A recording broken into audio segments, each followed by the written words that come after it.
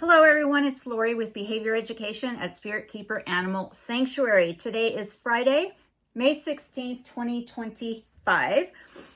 I'm experimenting with long-term use of grow tents. And where did I get this idea? I've seen a lot of people using grow tents for reptile enclosures, and I haven't really felt the need to until working with Spirit Keeper Animal Sanctuary on this 67 snake rescue operation from a criminal neglect case. We opted to go with large amounts of grow tents to put the snakes in because they are less expensive than PVC. They are light. They are able to be assembled in a couple of minutes. And when we are finished, like when the snakes go to their forever homes, then I can break those down and store them for future use. But I like them so much that I'm actually have bought a couple for my own snakes and I'm trying them for species that need higher humidity or that are struggling with sheds.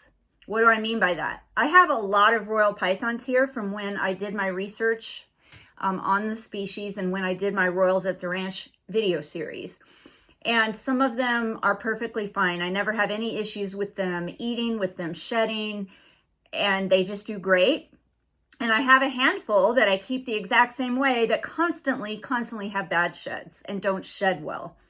And so I've actually bought a couple of these tents myself, separate from the ones we're using for the rescue snakes, including this big one you see behind me that's pink and brown. And I've just moved 2 of those problem shedders into the tents, and I'm going to see how those work. And then as far as the rescue snakes go, I think we have 16 on the adoptable list right now with pending adoptions or that are still available for adoption, and 2 have gone to a foster home. But there are several that are going to have to stay here long term because they have medical issues and are emaciated and malnourished and have all sorts of issues. The ones that are staying here mid to longer term, I want to make sure that they have all of the amenities that they would have in a regular PVC habitat, like lighting, sky hides, climbing stuff like the lizard nets or lizard lounger nets. So I have been experimenting with how we can attach those things into a grow tent. And that's what I'm going to show you here. And we have a test snake that's testing all this out for me. Her name is Guinan. She belongs to Tracy Judd. But Tracy and her husband are recently retired and they're traveling the world. They're in Greece right now. And so while they're traveling the world, I am taking care of one of Tracy's snakes long term. And so we're using her as a test subject. Let's take a look. Using Tracy's snake, Guinan, as an example of how to start setting up these tents in a more permanent fashion. I have a list now of stuff that we are going to need. So if people could order additional support bars, like this green one is one that didn't come with the tent.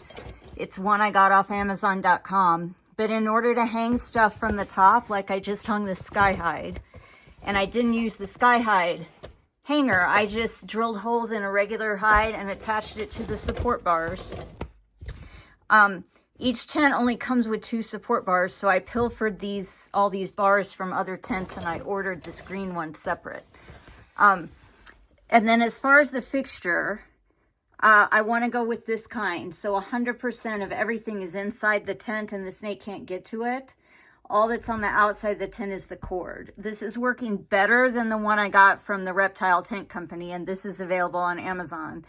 The only thing is I pilfered this plastic part to screw the fixture into from the Reptile Tent Company apparatus that came. So we need some squares or rectangles of some sort of material that can rest above the support bars that I can attach the fixtures to.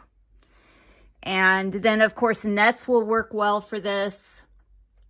And I know they sell little corner shelves that attach to these vertical supports, and they clip on and it's like a little shelf. So I'm going to start researching more stuff like that, but I found all that stuff on Amazon, and these fixtures are on Amazon that have everything self-contained.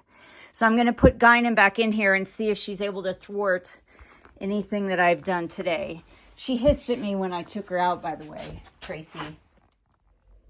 Hey everybody, this is Guinan. This is Tracy Judd's snake. I've been doing enclosure maintenance and snake maintenance, and I've got Guinan's tent for her more permanent stay here squared away, I think. She thwarted some other things that I tried to make nice for her in her tent, like her previous fixture. She decided to rest on top of, and she pulled the fixture out of the tent top.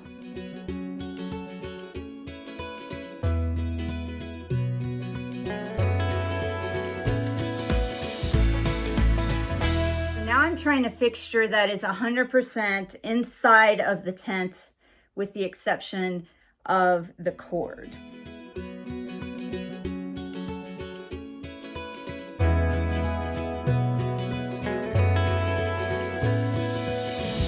we'll see how that works. And I also gave her a sky hide because she is a climber and she likes to be up high.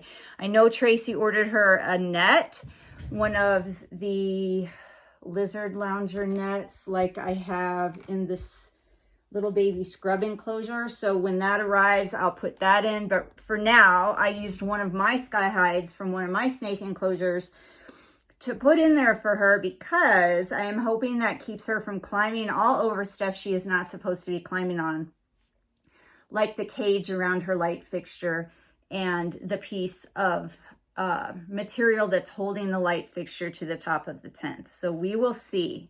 Let's go put her in.